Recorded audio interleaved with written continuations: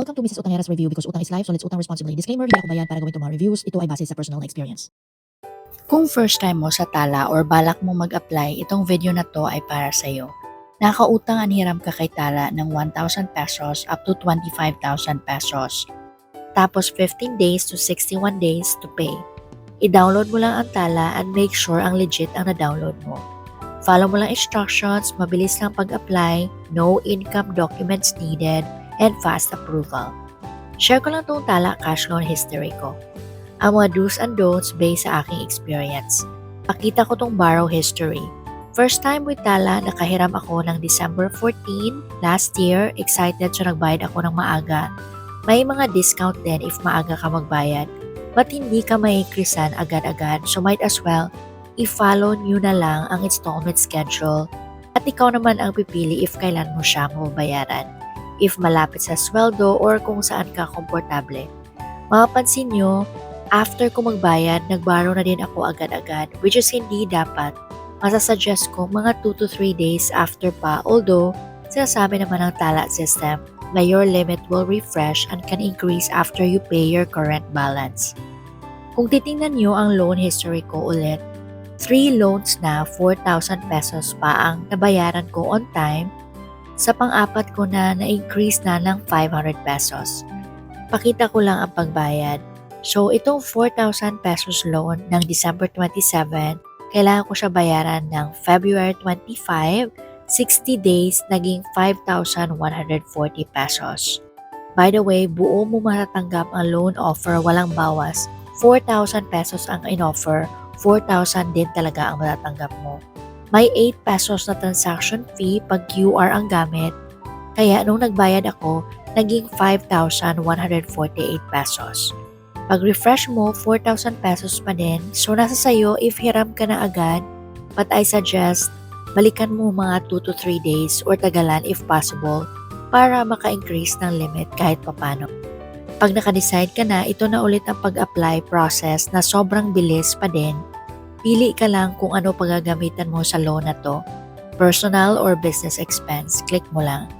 Ayan, application under review na. I-refresh mo lang ang status. Ang 4,000 pesos, naging 4,500 pesos na siya. Congratulations, i-view offer mo lang. Ito naman talaga ang maganda kay Tala. May pa-set your own repayment date, 24/7 cash out to e-wallets and banks, and grow your limit up to 25,000 pesos. Continue, pipili ka na dito if magkano gusto mo, depende if lahat na. Tapos ang bayad naman isasagad ko na 61 days. Ikaw na bahala actually if alin ang gusto mo. And if ano ang kaya mong bayaran. Ito ang breakdown, 4,500 mo siya matatanggap, ang ibabalik mo within 61 days ay 5,860. Ikaw na mamimili talaga, kumbaga choose how much you need and you're confident to pay. Continue mo lang, loan summary. Sa 5,860, kasama na dyan ang 180 pesos processing fee, ang total service fee na 1,180 pesos. Basahin mo na lang din ang terms and conditions para malinawan ka in case may mga tanong kayo. I-receive ko na siya sa Maya ko kasi free lang. If gusto mo naman siya sa bank, i-receive may transfer fee na 15 pesos. Payment center mo siya i-receive may 55 pesos or above. And sa ibang wallet naman, check mo lang may transfer fee na 0 to 15 pesos. So ikaw na bahala dyan. Review mo lang transfer fee details and then confirm. Money is being sent to Maya. Mabilis lang siya and click got it. Ito na ang lalabas sa Tala account ko. Papakita ko naman ang pagbayad ng Tala cash loan. So sabi ko kanina may 8 pesos na charge. Ginamit ko palagi ang QR code kasi 8 pesos lang dagdag kaysa GCash or Maya na 20 pesos. And payment center naman 20 to 23. So sa QR na tayo, pinaka lowest fee. Press QR PH lang. After ko magbayad, 4,500 pa din.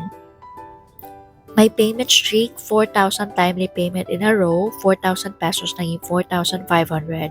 And now, naging 5,000 pesos na siya. View offer ulit.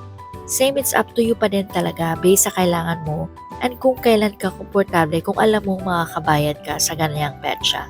Ang 5,000, ibabalik ko siya ng 6,201 61 days, very doable talaga ang pa-interest ni Tala. Hindi pa 7 or 15 days, but 61 days. Kaya alagaan nyo yung Tala account nyo as much as possible. So ito na lang ang borrowing summary. Money is on the way. Again, huwag magbayad na maaga, follow your schedule. Huwag mag-borrow after magbayad agad-agad. At ito naman, maski hindi tala, palagi kong sinasabi, let's utang responsibly.